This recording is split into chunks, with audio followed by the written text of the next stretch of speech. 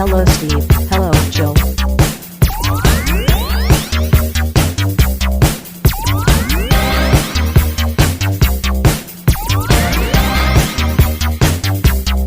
It's time to game classy. Hello. The session is being recorded.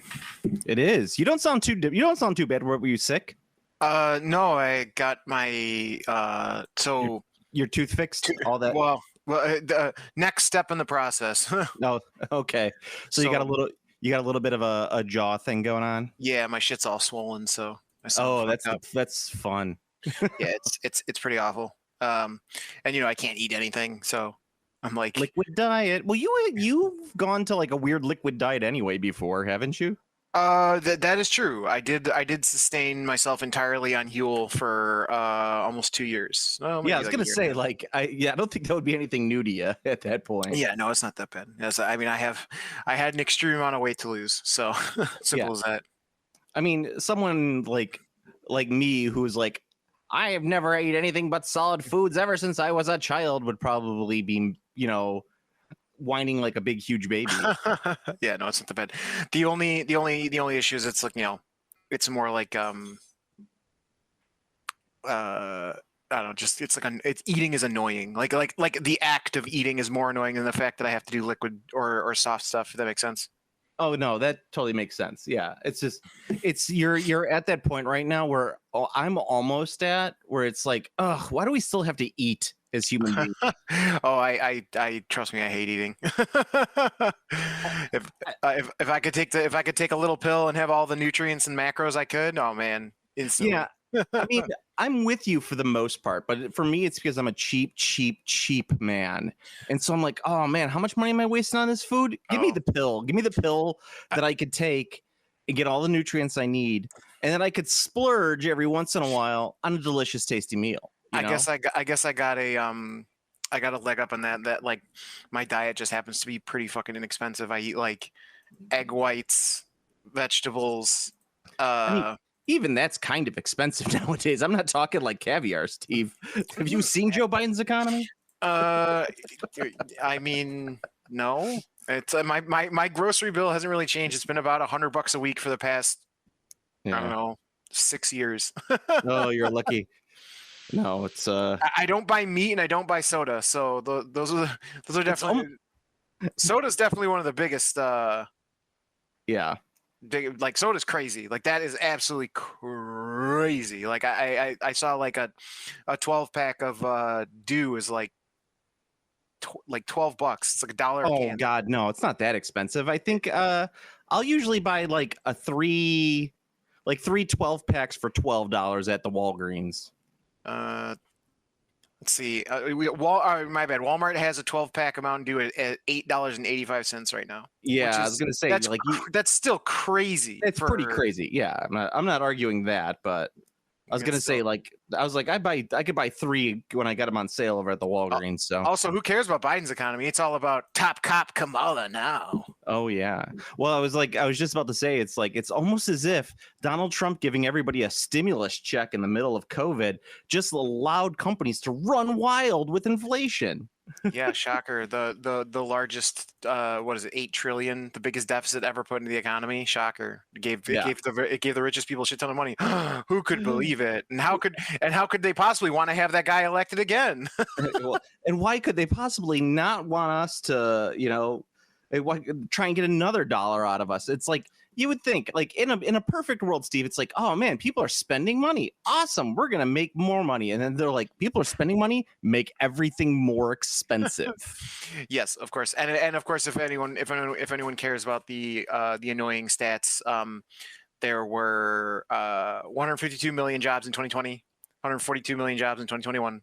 And there's now currently 158.8 million jobs. So there you go. The people who always want to jack off about jobs in the economy, there you go. It's better now on the numbers. But they'll just move the goalposts and talk about something else because it'll be like, look at this. Listen, once you guys elect me as the Supreme Overlord. That's what I'm saying. Why am I not Chancellor? I don't think you could be Chancellor. I could see you as being like my Minister of Propaganda. Okay, as long as I have the capacity to issue decrees. Oh, absolutely. That's what the minister of propaganda would be. All right, excellent. Then we're good. Yeah. Yeah. We're good. Yeah, I would be. I would go with Secretary General, kind of like Stalin did. That would be my title. Yeah, we'd solve everything right quick. Trust. Yeah, that would be. Although there'd be some growing pains, but we'd get it done. Yeah, it always happens. You gotta make an omelet. Gotta crack the eggs. Got to crack a few eggs. You know what's funny right. is we're talking like this, but I just found out that on Apple Podcasts, they probably use AI or something to transcribe all of our podcasts into text. Oh, really? That's so you funny. can actually follow our podcast on the Apple Podcasts and see all of the threats that we make towards government. That's hilarious. Once again, all opinions stated in this podcast are purely for entertainment purposes only. Entertainment purposes only. They do not reflect the views of us or our employers. See? There you go. Yes, very much so. But anyway, let's talk some gaming. It's actually interesting. We're recording this late, of course, and everybody knows. But we're I'm kind of glad we had some time. I had some time because I got the new edition of Bolt Action in. Oh, nice. Butt Action. Action. Massive rule book.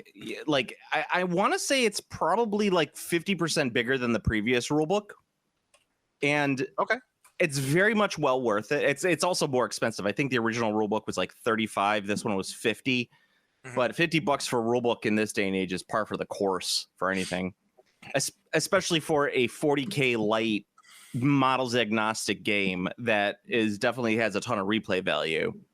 So, but it depends on what you're getting out of it. You could be the 40K player who's looking to game the system, or you could be the historical player who doesn't give a hell about an actual fun game and just wants to play everything exactly as it appeared on the battlefield in 1943. That's funny. Actually, it's funny you mentioned games. I actually got roped into a new game. Oh, what's that new game? Well, the game's not new, but I've been roped. It's new to me. Bushido. Oh, Bushido. I know Bushido. Yeah. So, my I guess someone roped my brother-in-law into it, and like he looked at I watched the Learn to Play thing. I saw it, and I was like, all right, yeah, I'm in. Like, I'm down. Now, hold on a second. It's Bushido. The game is the one that was put out by what company put out Bushido? GCT. Okay, I'm thinking of a different game then. All right. You're probably thinking of the actual game Bushido, which is like that's an actual game. No, there's a couple Japanese games. Oh wait, I know this game. Okay. I was thinking of like Oko. Was that a game? Or Shogun maybe? No, not Shogun. I don't know Oko. I've never heard of Oko. But anyway. Yeah, so continue. So I got into Bushido. The barrier to entry is like next to nothing. It's actually like super cheap. The theme, like, so they have most of the factions have two starters. They have a starter, which is like four to five models, and that is like $40. And that's what it is. Literally, it's like a starter. You get enough to play an actual game. Like you can play a real game. Like it's not like super shrunk down. But then there is also a theme box set, and the theme box set is a tournament sized army in a box. So it's they use rice as points. So it's 100 grains of rice or 100 bags of rice is your army cost for it. So it's really inexpensive, and those are like $80. So yeah, I'm looking at the models are actually really nice. Yeah, they're great. They got really good sculpts. They got really unique sculpts. The yokai look awesome. They're not on their website yet because you can't buy them yet in the store, but they previewed the Awoken at Gen Con this year, which is the faction that's all that's the Jirai Gumo, which are all the spider people. Oh, okay. Yeah, pretty cool. So they're not like that. They're not like Yokai Watch, is what you're saying. They're not like Yokai Watch. Technically they are, but they aren't, because Yokai Watch do use like horrifying, terrible yokai monsters, like legit, but they just cutify them. You cutify. They Pokemon them. Yeah, they Pokemon them. Yeah, exactly. Okay, so this is not the game I was thinking. Okay, so originally I thought it was a different game. There was a game that was put out. This might be it though. There was a game that was put out a long time ago, probably I don't know, 2010. I have to see the blisters for this game. It could be this game because this game is pretty fucking old. Okay. This is the newest version. This is the Rising Sun version, which is like I don't know if it's a redux by the original company or if a new company bought it and then printed the new edition. That I don't know. I'm just, it looks so familiar to me. And it's like, okay, so let me ask you a question about the game. Mhm. Does it come with cards for Yes. for the minis? Yes. Do the cards have symbols on it, kind of like old Confrontation? Yeah, a little bit. Yeah. They Okay. look kind of similar, I think. Well, I think this might be it because I remember a while back talking to someone, and this was a couple years ago at this point, where they said that this game, I don't know if it was Bushido or not, was the game that Confrontation should have been. Yeah, I can absolutely see that because seeing the gameplay, I can very much feel that because bro, the like combat is so cool. I really like it. So everyone has you have a certain number of like attack, like melee, like offense and defense dice, and you know how much your opponents have. They know what you have, but you hide what dice you're using, so you don't exactly know how much your opponent is committing to offense or defense. So there are situations where you're like, you have like a supreme swordsman, and you're just like, I'm going to throw it all into attack, and then they also throw all theirs into attack, so your guys can actually kill each other, like the classic like double decapitation stuff. Really cool.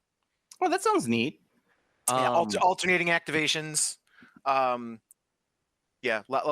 Small model count, lots of interaction and rules. Like they have like everybody has plays. Like there's no real like, even like the very straightforward faction, like the Oni, which are just like the biggest, like just most expensive models.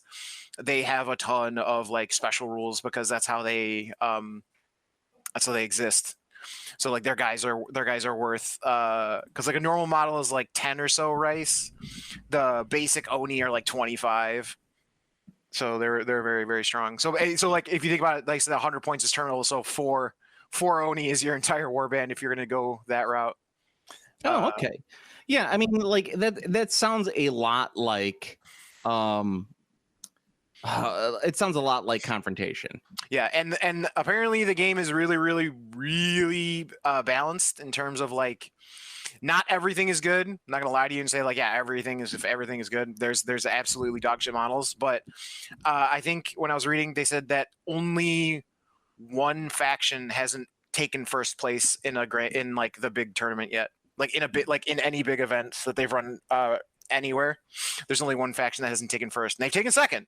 They just haven't taken first. So apparently there's a lot of player decisions matter.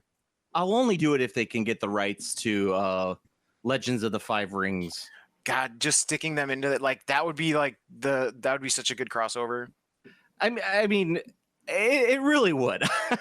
You know, we always joke about Clan War, but God, I love that game. It had so much flavor to it. It would work really well if they just like, they could actually do what I would probably do is so they have a faction which is Ronin and Kami.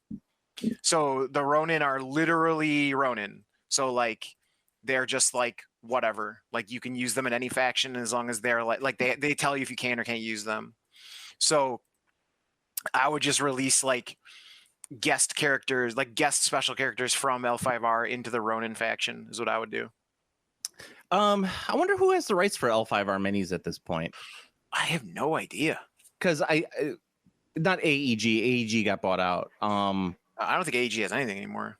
No. Because the game was being put out by Fantasy Flight for a while, right? The card game. Yes, but that was the card. That was just the card game. So I don't know who has the rights to the minis at this point. Yeah, I'm sure it's probably not that expensive. Probably not. I mean, let's see. Well, the last use of Clan War. Well, that Clan War was just it was the name of a card game set. I still don't know how they fumbled that card game. Like they took one of the most beloved and established card games and like just tanked it. I don't know how they managed to do it. I'm sure one of you guys know, but I didn't follow because I was already out of the living card game sand pit before it came out. I didn't purchase it, but I know they barely made it 6 cycles, which is really small. I guess, it seems because they did that whole rollout for it with parades and everything else. Yeah, it was going to be huge, and I have no idea what they did, but I mean, it's dead as hell. Yeah, they must have just. Anytime a game like that is botched, I bet it's generally due to someone in the top just forcing it to come out at a specific time. Yeah, maybe, or maybe they changed. They might have changed rules. For example, Netrunner. Biggest problem with Netrunner was that they factioned a game that was only two. They factionized a game that was a 2-sided design. And what I mean by that is that the original Netrunner that was made by WotC, there was runner cards and there were corp cards. That was the only distinction. But with the Fantasy Flight one, as everyone knows who played it, they made all of those sub factions. So then there was huge power disparities between the sub factions because this guy was good, this guy was not, and essentially you'd be correct that there would still be balance issues if you could just use everything. Well, you're not wrong, but the thing is they could have done a more elegant answer to what they were going for, and they could have just done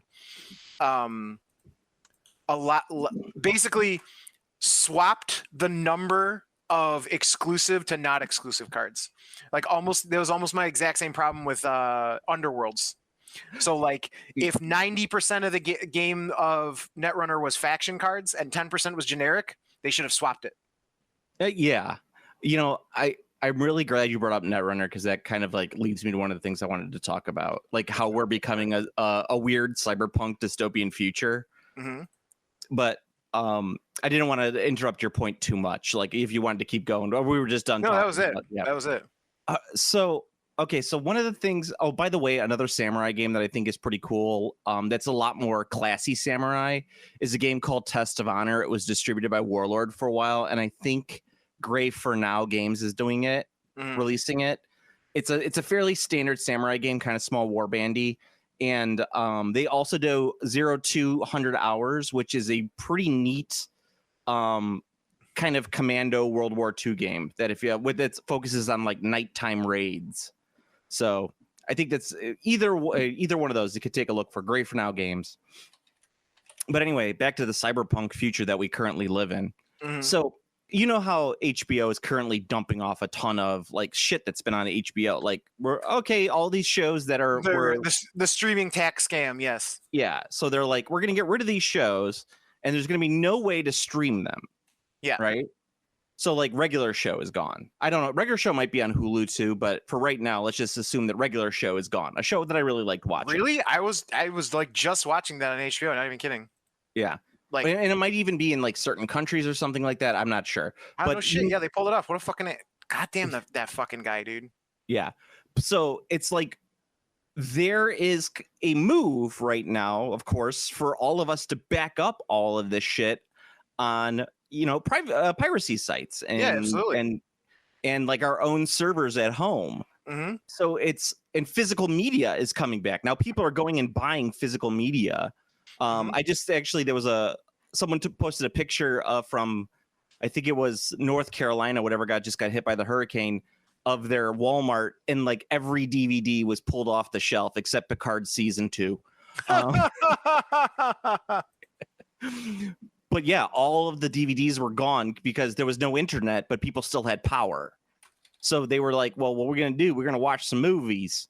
So, of course, they went out and got whatever's at the local Walmart and cleaned it out. It's very, very I think we are what is probably the most boring dystopia ever, because even our cyberpunk is boring, where it's just oh shit, we can't watch these TV shows anymore. Let's back them up on our server so we can watch them whenever we want. Yeah, it's not exactly running the net and Yeah. cracking black ice, is it? It's not like the HBO Corp is going to come and take down your external hard drive. Mhm. But it brought me to it was also there was a whole thing about how not White Dwarf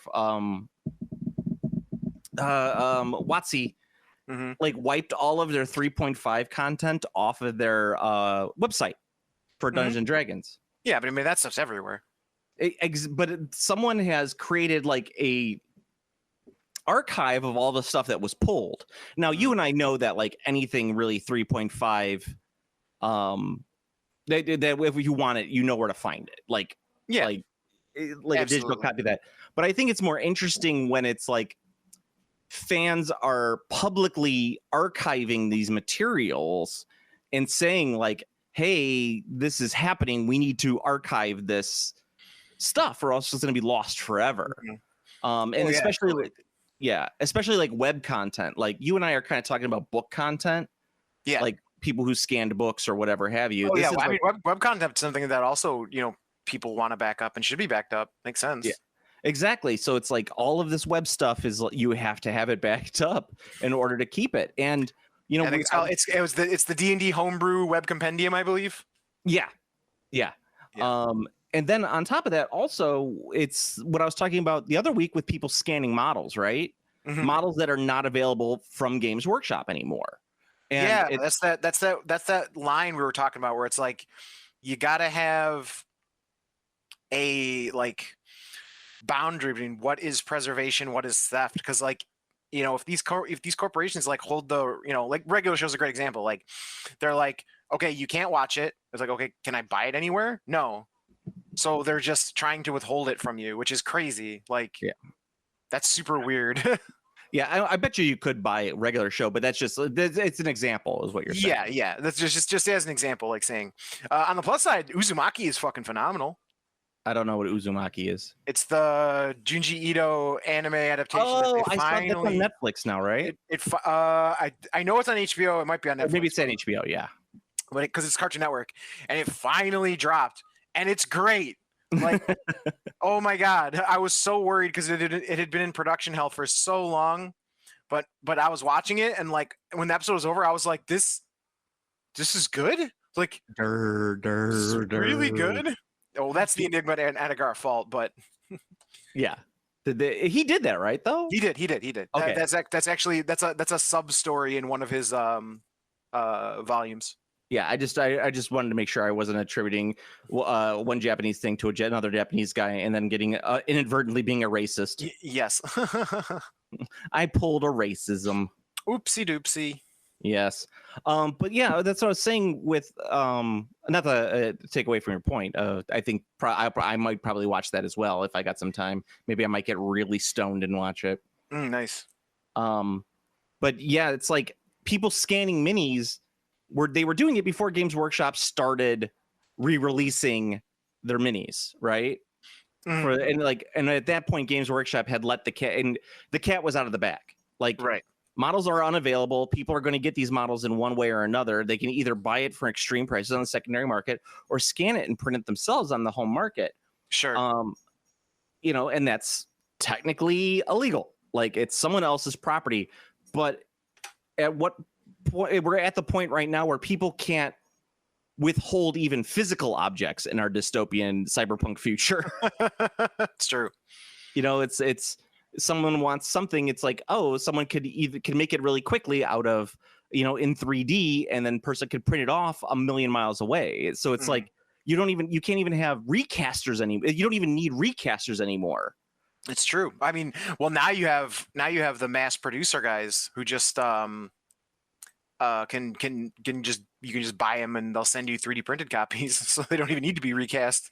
Exactly, and it's they do that, and then there's I mean, I told you my Highland miniatures, fucking Tomb Kings are amazing. I love them. Like the print's great. The figures are awesome. They look awesome. I'm very much looking forward to. You can see the new stuff.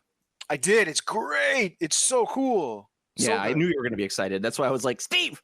Yeah, I was actually so fucking excited about it because like that, like some of the key minis were missing, and they really got it. They really got a couple of the key ones in that one. So once I get my first batch of Tomb Kings done, I'll get on my next one. Well, yeah, you gotta, and then we should play because I'm actually gonna get a game of Old World in next week. I think I got one coming in. Nice. I'm starting small. I think I'm gonna start at about 1,000 points. We're gonna try and play. Nice, awesome. Yeah, Yeah. I mean, I got a table. You can come by. Yeah, we got we can play. I have terrain. I have to learn how to play though. That's the problem. I will as well. Yeah. As I always say, the biggest problem with the Old World is that you tend to hand wave things that you think are 6th edition, but it's not 6th edition. Right. But this is how it was played in 6th edition. Yeah, absolutely. Yeah, I'll have to be very careful that I have all the books. I don't know where the fuck I put them though. Yeah, I find this whole weird future we're living in so weird and nebulous. And God bless the people who are trying to navigate it, because I'm just going along for the ride. Yeah, I mean it's a thing, right? I mean, because you think about it, like the biggest problem was probably like in the 90s was people would photocopy Magic cards and then cut them out and put them in sleeves so that you could play with those cards, right? Mm-hmm. But it's like, look how far we've come at this point, where it's like, oh, now like in 1999, you would photocopy a bunch of Magic cards, cut them out, put them in Magic sleeves with like shitty cards behind them, just so you could play with them at your table or whatever. Right. And here we are now. It's where everybody has scanned every Magic card that ever exists, and you could literally send them to a playing card manufacturer who will print them out on actual playing cards for you. Mm-hmm. They wouldn't be legit, but they would look just as real. Oh yeah, you can buy perfect proxy copies of basically like any card right now for Magic. It's a big deal, but like they do a whole lot to insert tells in real cards. So if anyone's trying to actually like sell forgeries, so okay. Yeah, I mean, yeah, it's like an old map that would have a fake town on it. Yes, so that you know that the other map maker stole your work. Exactly. Yeah, but I mean, it's mind-boggling that I could, when I started working at Workshop in 2003, there was a guy I know who made his own custom Empire shields. I think it was Joe Crone actually, but he would he'd make the little mold of it and then make it out of whatever plasticine or green stuff that he would do. Mm-hmm. And he was making those, and here I am. It's like, if I want to do that, I could literally just go online and like find someone who's made the exact copy of a shield I want, make 30 copies on my 3D printer and have it print out in less than 2 hours. It's insane. Yeah, that's pretty cool. Yeah. Not gonna lie. And for me, who does not have a 3D printer, I can still buy an absolutely monstrous amount of Tomb Kings models for next to nothing, and someone just sends them to me printed. Yeah, exactly.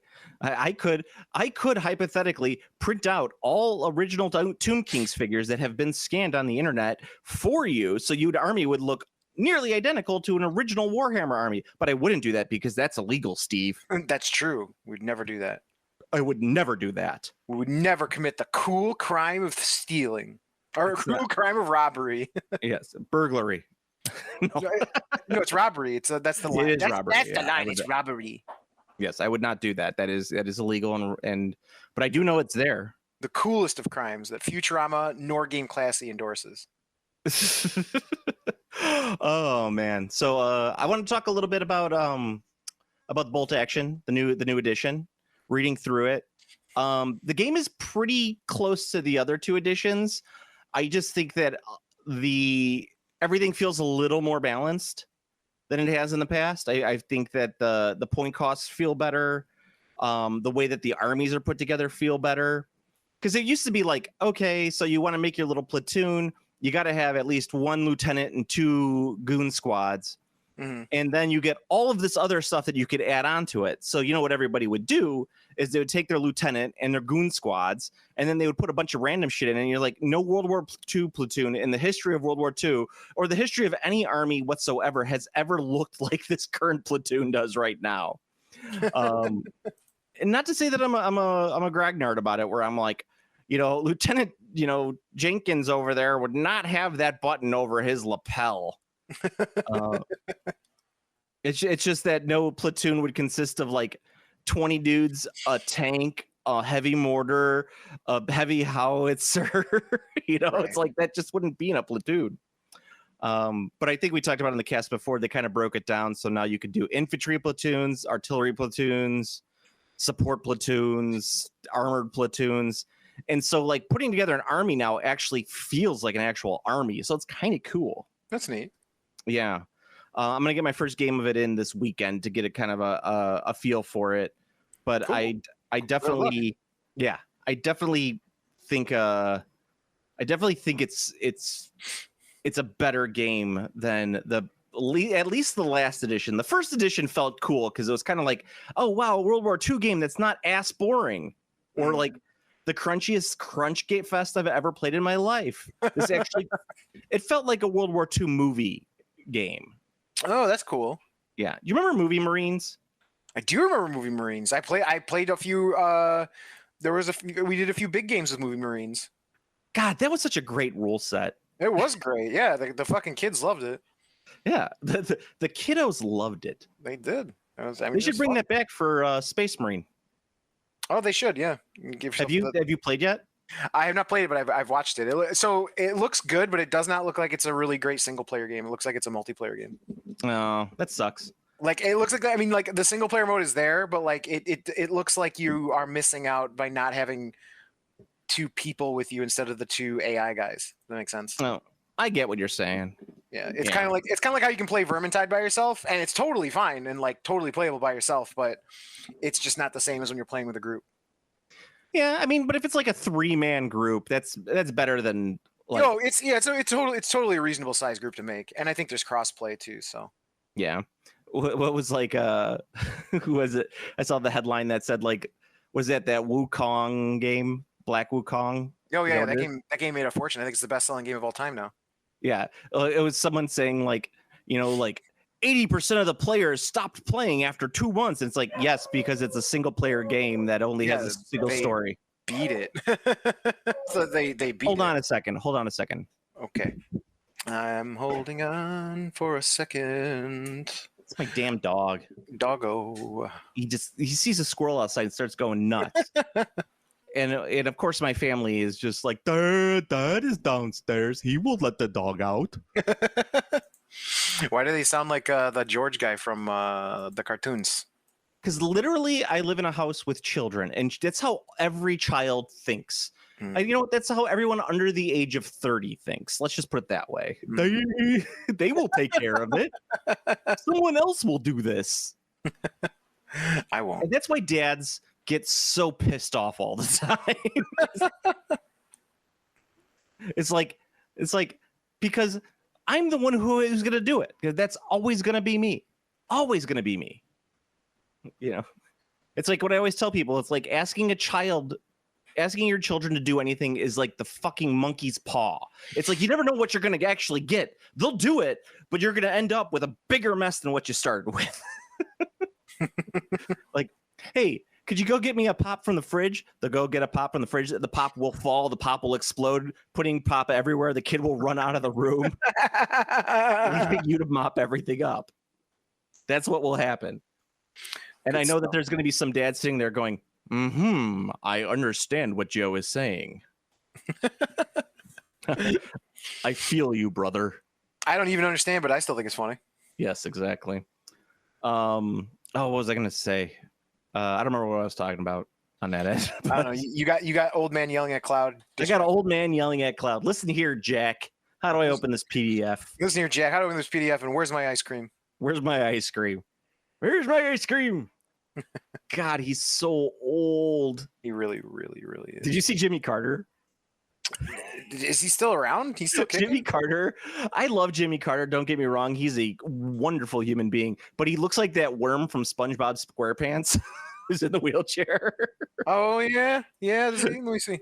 He totally does. All right. Like, I'm like, I know Jimmy's saying he's staying alive to vote for Kamala, and God bless him, but man, we got to let Jimmy go. They made Like- that guy sell his peanut farm. He made him sell his peanut farm.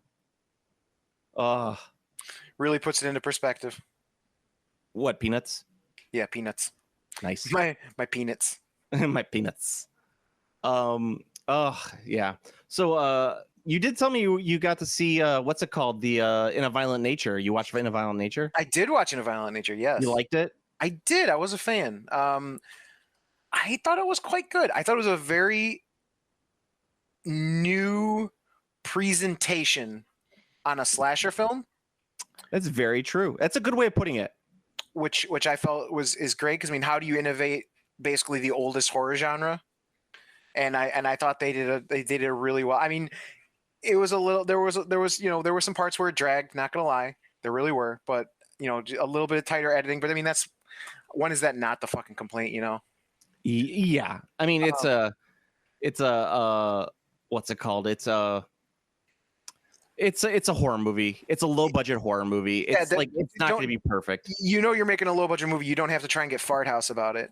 Oh yeah, and but- they get a little fart house. They do. They get a little fart house, but a ton of the stuff is great. Like I really like that they don't so it's not really a spoiler, but this movie is not shown. This is it's like a second perspective, a second person perspective film is the only way I can really explain it because you're not told the story. The camera is mostly following the killer from behind through the entire movie. It You kind get of looks like it feels video game-ish. Yeah, it feels video game-ish. You have weird panning shots. You only get hints of the story because the killer is always somewhere in the scene, either off camera or on camera. So the only things you hear or experience are things that the killer is close enough to hear or experience. So there's a guy talking about the backstory, but you're only getting you get enough to glean and figure it out, but they don't tell you the whole story. They give you bits and pieces. But man, some of the kills outrageous. Outrageous. There's no other way I can describe it when they're saying it was outrageous. But yeah, I was a fan. I liked it. I think your opinions kind of matched kind of how I felt. I felt it was like the fart house of the nature was what kind of turned me off of it. I'm like, what are you guys trying to do here? Come on. Yes, but I did very much appreciate the new take on it. I think if they do a sequel, it was actually kind of a really pretty movie in all honesty. Oh, the visuals were phenomenal. It looked gorgeous. I know it's a divide between critics and audience. Critics seem to like it more than the audience, which really surprises me because I figured the gore hounds would fucking go crazy for some of those kills. But I don't know. It's horror fans are also kind of in 10 years from now. Oh, there'll be someone on Reddit going, "Hey, look at this gem that I discovered." How come this didn't do better when it came out? It's amazing. Yeah. Everyone, that post is going to come back every 3 days. Yeah, every X time frame. No, you're right. Yeah, they'll be talking about how great In a Violent Nature is, and then everyone will be like, "It was shit when it came out." It's like I just saw someone today talking about how great Rogue One is, like the Star Wars movie, and after the first 5 or 6 people agreeing with them, I always like that there's one person underneath, especially in the non-Star Wars Reddits. Like if they post it on movie Reddit, like a movie Reddit, the fifth one will be like, "Your opinion is shit and you're a shitty person." Yes. Exactly. It's like, who are you? What are you, 12? It's a Star Wars movie. Yeah, it's a Star Wars movie. Who cares? Yeah, exactly. I ended up watching that and dug it. I've been doing a slower Halloween season this year for my horror movies. I think I've watched I've been showing my daughter. I showed her Creepshow. I showed her Night of the Living Dead.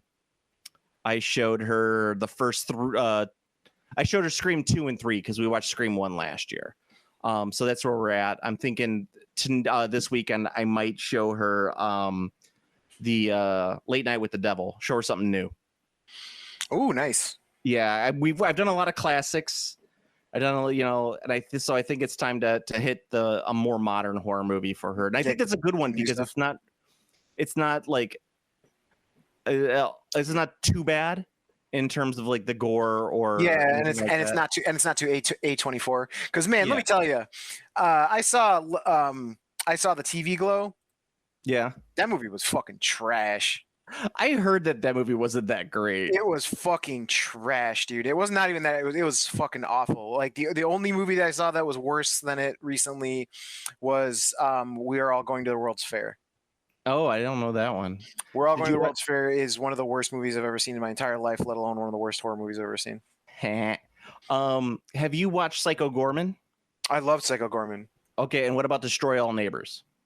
I did not see Destroy All Neighbors. Watch Destroy All Neighbors. It's kind of in the vein of Psycho Gorman. I think you'll appreciate it. All right, I'll check it out. I mean, Yeah, I do love Psycho Gorman. So yeah, It's not like the same guys or anything. It's just got a very similar feel the same to vibe. it. Okay, Yeah. yeah, I'll check it out. That kind of horror comedy, and I think it's I'm not 100% sure. It's either directed by or it's starring. I know it's starring at least Alex Winter, Okay, the guy,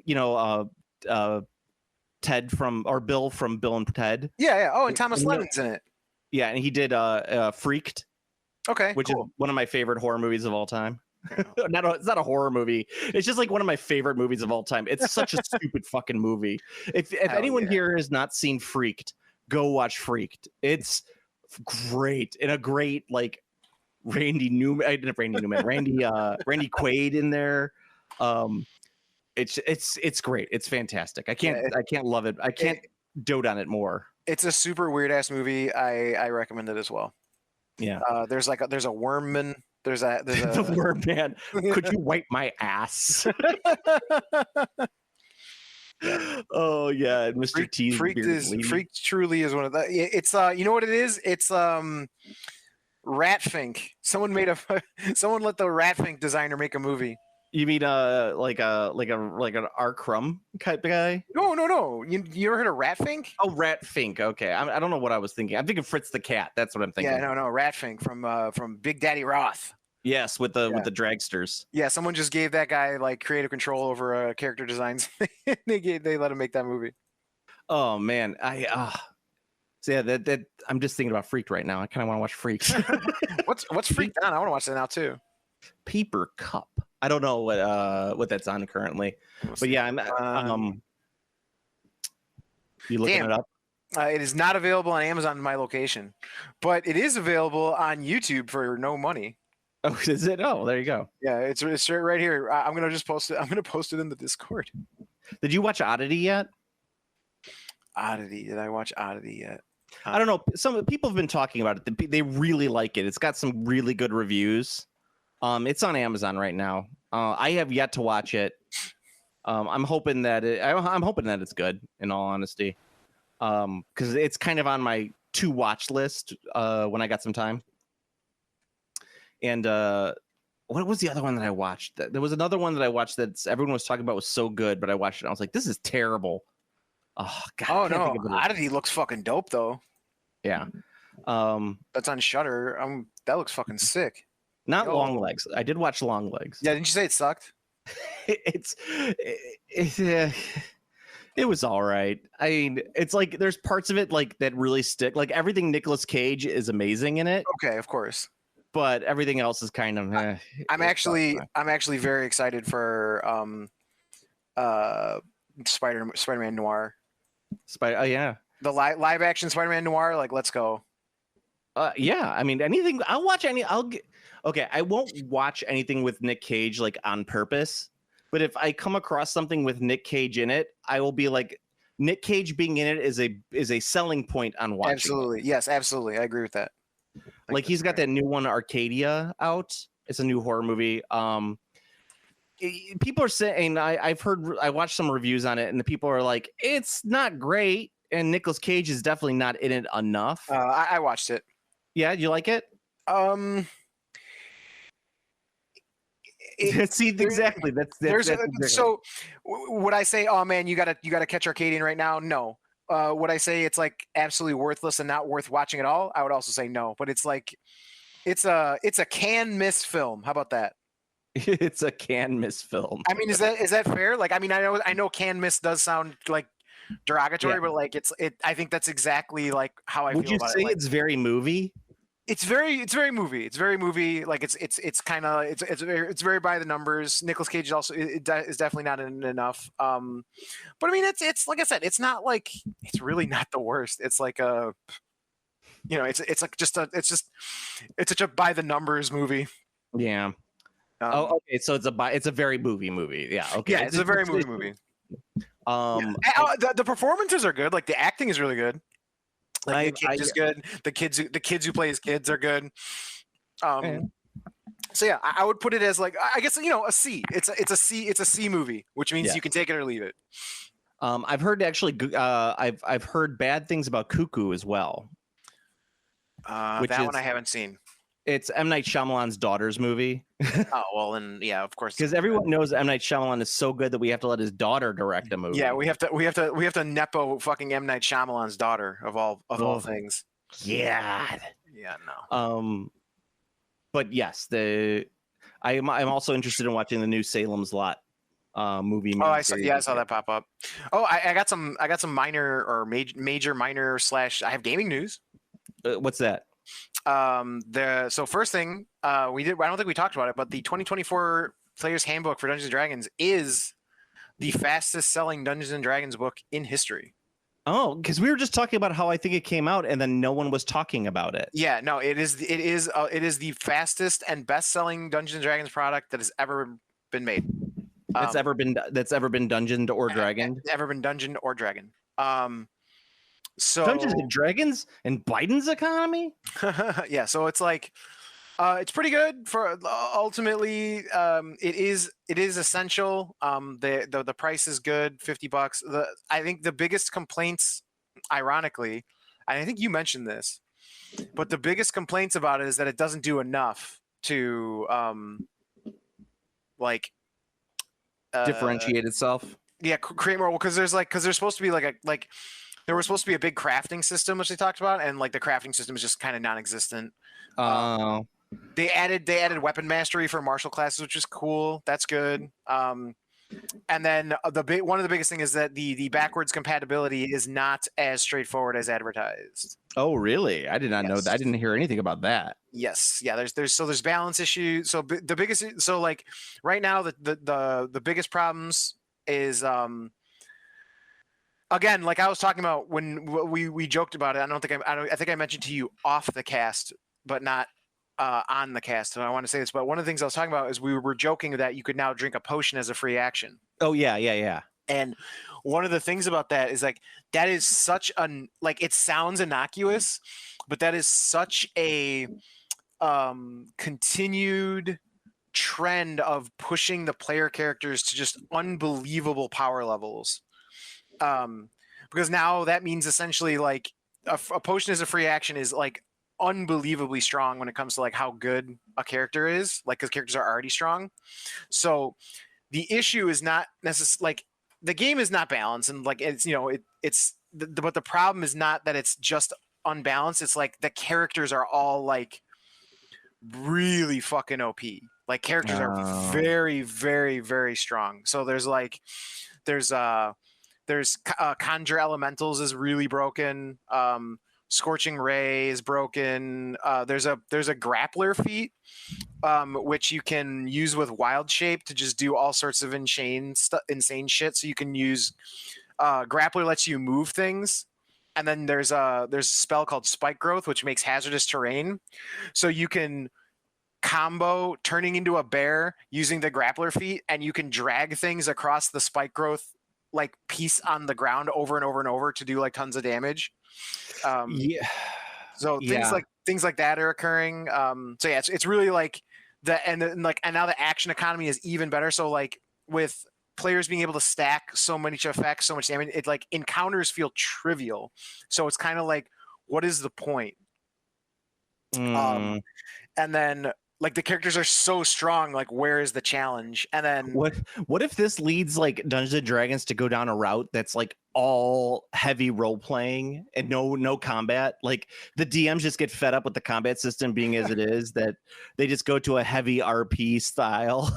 yeah, and one of the biggest things that but then they also homogenized a lot of the feats and the equipment. So like they buffed stuff, but they also removed a ton of it. It's very odd. Like it really seems like they had a design goal, and due to like whatever that pushback was that happened, that I think they like course corrected and took stuff out. I'll be honest with you. I think they took out new stuff and they're gonna drip feed it in. Oh, that could very well be. I had one of the people I know talked a lot about that, where he was saying that it was that it was more of WotC was just they were so pissed off about a lot of the stuff that they were doing with the people's reaction to them removing the OSL licenses, the OSL, that they were like, well, fuck it, we're gonna take out all the cool shit that you guys could have had, and we're gonna get rid of that. So yeah. I will say it is the most beginner friendly book they've ever done.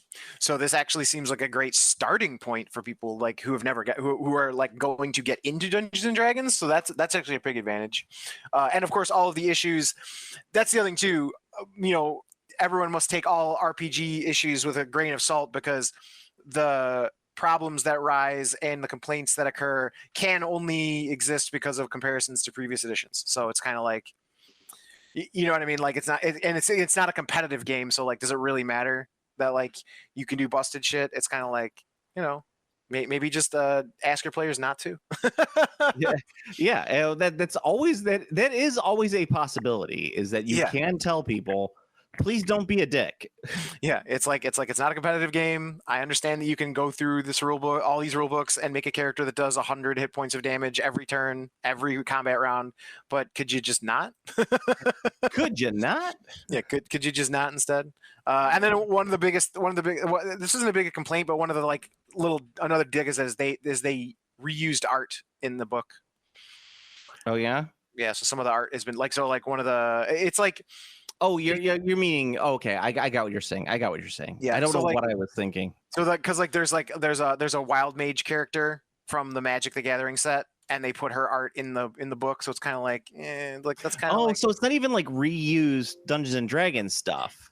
I mean, it is a Dungeons and Dragon card it's Delina. Oh, okay. The wild mage. So I thought they were just taking magic and no, it's not that bad. And then I read a very interesting thing. This is not my opinion. This is someone else's opinion that I am going to repeat and now make it my own. But they say that there's a lack of identity in the player's handbook and and Dungeons and Dragons as a whole. And I kind of get I get what they're saying, because like the art styles have shifted. So now D&D doesn't have its own style anymore. It's kind of like a neon colored, almost cartoonish style. Yeah. When before in 3.5 was all about complexity. Okay, keep going. Yeah, every piece of art for 3.5 was all about complexity. Like all the designs were complex, the armor was complex, the body shapes were complex. Everything was about complexity in 3.5. You can even look at the cover. The cover of the rule book is like covered in chains and dragon scales, and like it's very like busy.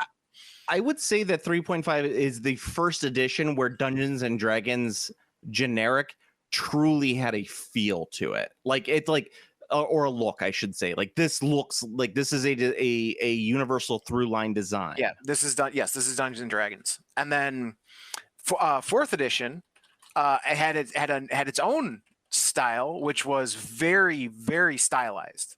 Like if you look at all of the art and all of the cover arts for fourth edition, like everything is very exaggerated features. Proportions are big. Like there's like guys have like tree trunk legs. Like they're very, very exaggerated, which is cool. I mean, I like it, and it fits the vibes of fourth edition. It really does.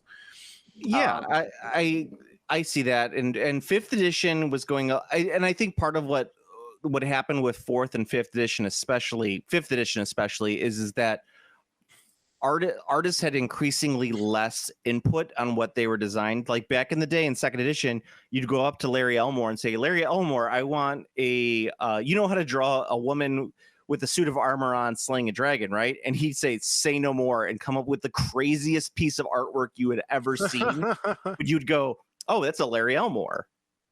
Nice. And in fifth edition, I couldn't tell you one of the artists on there from another artist. They all look exactly the same. Yeah, because fifth edition went very much to the classic fantasy feel. So everything kind of got sameified almost. So I mean, it's good that it has a through line. It's unfortunate that it seems like kind of a boring through line. Well, it has to be generic, otherwise people will get upset. Right, and well, see, now it's very bright and very cartoony, and it's like, why? Like, what is this? Like, what is the? Our focus groups found that parents found it less threatening than within Larry Elmore and his chainmail bikinis. That's what it is. It's like focus groups said this. Yeah, it's true. It's true. It feels very like focus groupy, but I mean, overall, I mean, it seems like it's not the best. It's not the worst. Yeah. You don't need it if you're a DM, really. To be honest with you. I was thinking that it was going to be like very much like I'm thinking like this edition of D&D is going to be like those soda machines you see at the movie theater where you could pick your own flavors, you know, and mix and match. One of those soda machines.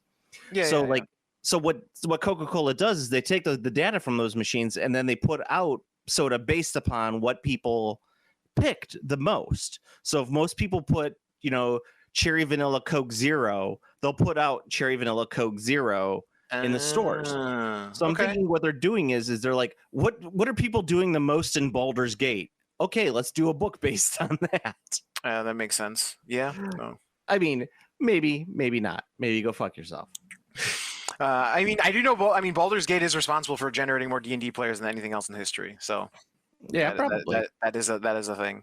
What about loneliness? Ooh. All right. And then what else? There was a big Magic controversy where there were some commander bans that people did not like. Commander bans. Yeah. So it created a big it created a big falderall with death threats involved and everything. So wow, nice. Yeah. That doesn't surprise me in the least. It's Magic the Gathering. Yeah, well, also especially so basically the Commander Rules Committee were not a part of WotC, but they were the ones who made the banned and restricted decisions, right? Okay. So the problem with that is Magic cards, I don't know if you know this, are worth money. What? So you have a third party able to make decisions about what cards are legal to be used in Magic's most popular format. Nice. So what happened is they banned and restricted a set of cards. One of them was very expensive, and it slashed the value of that card in half. But the problem is that here's the thing about this though, is that this is arguably so now what happens is basically there's no the Commander Rules Committee is essentially gone. Like it's going that everyone was screaming about it so much, it is now going to be Wizards control. So now Wizards is going to be deciding all of the bans and restricted lists for that's not going to be good for Commander. And here's the thing about this. Just to give an idea, these were some of the cards are banned were some of the top played cards in the format, and we're talking triple digits value. So but in minutes, thousands of people lost thousands of value in their collections, and then and then vendors were just crashing the price to just try and dump everything. I don't feel bad about that. I mean about people using magic as like a faux currency for for that. I don't feel about. I don't feel bad Well, about that. but still, like, I mean, I get it what you're is- saying. Yes. having a third party that is not part of the company have that kind of power is kind of that's kind of problematic. Like, I get it, but on the other hand, Commander It doesn't always, get to the yeah. What the problem is it doesn't get to the root of the problem, which is capitalism. but Commander has always been a community-driven format. So the idea was that there was the rules committee and Commander advisory group. So like no other game had that, and that was Magic. Not, no pun intended. Like no company ever had something like that with a community input and control. That's never happened, and it's never going to happen again because both the rules committee and the Commander advisory group are now just gone. So that means that Wizards now controls the ban list for Commander. So He who controls the bandwidth list controls the world. yeah, but like the thing is here's the difference. Like, Wizards like selling new cards, and they also want a balanced format that people want to play, but it doesn't always get it right. However, Wizards also doesn't like banning new cards. So there was a card that was released for Commander specifically, like a new card that was like so powerful and so good. The Commander Rules Committee banned it before it was even released. Like, that's how overpowered it was in their testing. They were like, this card is banned in Commander. Like, that's what this happened a while ago. Like, you cannot use this in Commander. So, which is crazy because it was banned in Commander within minutes of being revealed. Interesting. Is when it got is how it got banned. So that never would have happened if Wizards was in control of the ban list. Not even a chance. Like, wouldn't even propose. And the reason why it was banned, and the reason why it could be an instant ban without even thinking about it, is it has an ability called Companion, which is you can start it as your commander as well if your deck has each non-land card has a different name. All Commander decks are made of non-land because this card. All cards are not non-land cards, and they all have different names because that's how you build a Commander deck. So literally every single red and blue deck just got a free 101st card that you could cast from outside the game. Completely broken. Completely broken. That would be the only deck there would be the only deck in the format that would be allowed to have 101 cards. The card itself was also very, very strong. It was a 3/2 instant creature that you could, when you play it, you can create a copy of an instant or sorcery spell, and then you choose new targets for the copy. Weird. So yeah, I don't know what any of this means, Steve. I get that you're explaining it to people. I'm just like, yeah. Yes, So I recognize some of those words. Basically, to put it in Warhammer terms, you got to come to the 2,000 point tournament with 2,200 points. Ooh, free Banner standard bearer. Yeah, and you're the only guy who got to do that. So that's basically what that is. So this created a huge falderall, and then now it's gone. So yeah, I don't know. I have mixed feelings about it. But there's it's rough. I still think that there's a lot. We'll see what happens. Who knows? Yeah, we will see what happens. It's not like it's going to kill the game. No, it definitely won't. Oh, and then the final thing in Dungeons & Dragons is that there's a little book coming out called the Dungeons & Dragons Pocket Expert, and it's actually a mini lore book for D&D. It has locations, magic, and characters. Ooh. I thought that was a funny little thing. Like it's small. It's only gonna be like $8. It's tiny. Nice. And can I put it in my front pocket to protect bullets in case I get shot? Yeah, I mean, it says it's a pocket expert, so I assume it is pocket sized. It better be, or else it's a damn liar. That's right, a filthy liar. Yeah, and I think the only last thing I would have to say is everybody please watch the last few episodes of Rings of Power. It's so unbelievably good and fun. Oh yeah, I gotta watch that. Yeah, last episode is today, so you could do your marathon now. Yay! I'll do it this weekend. All right, so everybody go to the Game Classy Facebook page. Is the best way to find the link to the Game Classy Discord, where we post about stuff and things. Yes. And Star Trek. I went to the Star Trek convention in Chicago, and I got to meet Jeffrey Combs. Awesome. I met Jeffrey Combs as well. He's great. Yes, I got him to sign my cover of Reanimator. It says parts. Awesome. Yes. Did you have fun?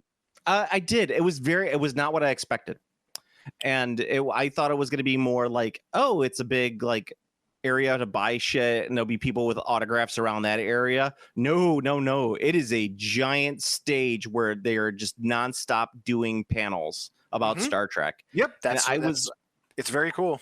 I had never been anything like that. So that was a bit of a shock for me. I've been doing conventions for, 25 years at this point. That's what I told you when I got back from that Star Trek convention. I told you got to go to one. It was a completely unique experience. I did not expect it either because it was the same thing when I went. It was just fucking panels. It was awesome. Yeah, I mean, I was not planning on sitting there for a bunch of panels. I was planning on going there and shopping, getting my autograph, and leaving. But no, it was just a ton of panels. I think I'm gonna do the Vegas one this summer. So that one is probably way cooler in all honesty, because they always get a lot bigger names than the Chicago one. Of course. However, I did get to see Anson Mount. I actually walked past him and I just went, holy shit, that's Anson Mount. He's so handsome. so handsome. So handsome.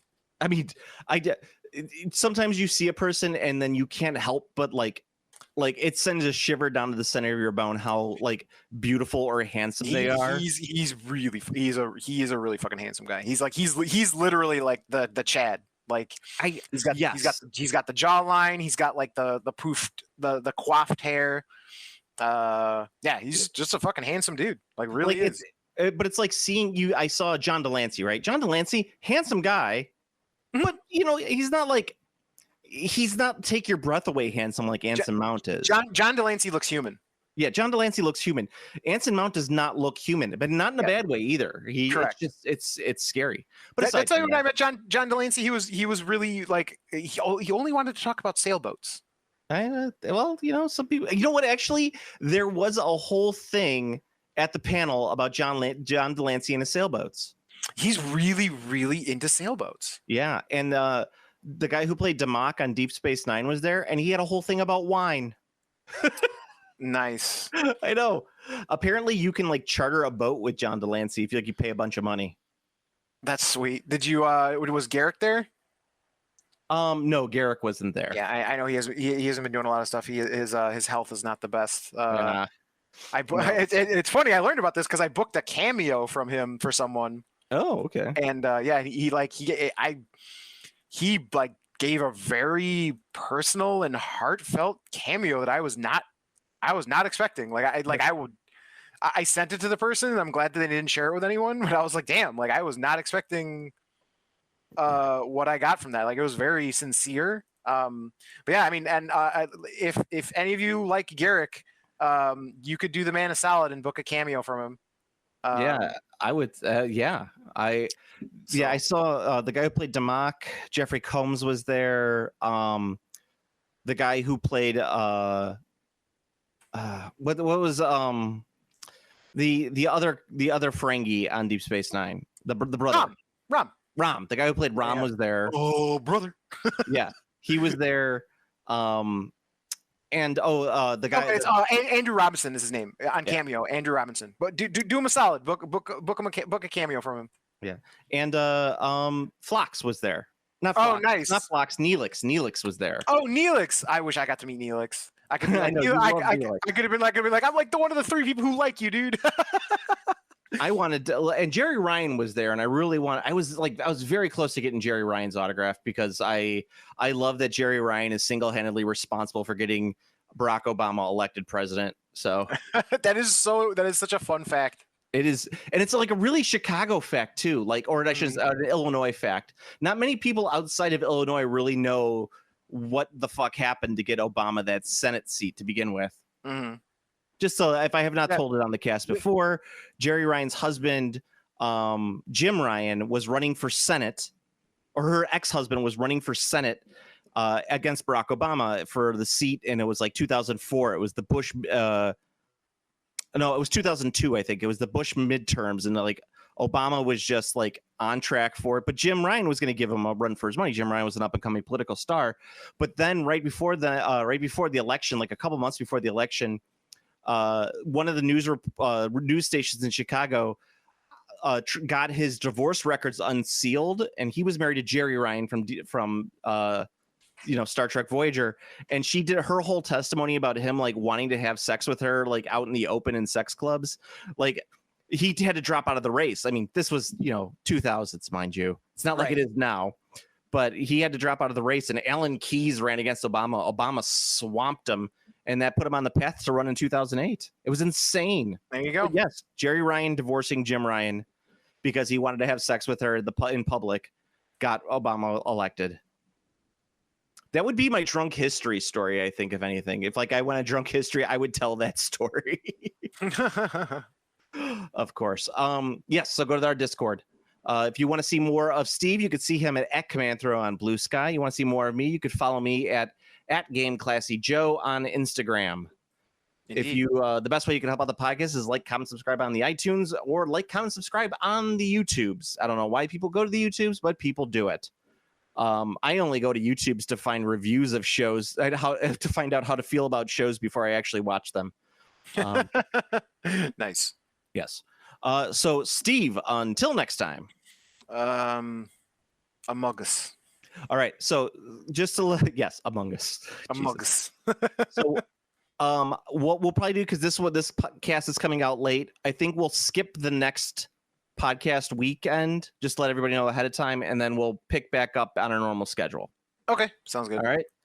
Unless something crazy happens, and I'm like, Steve, we need to have a podcast because I got to talk about this. All right, that sounds fine. All right, later. All right, later.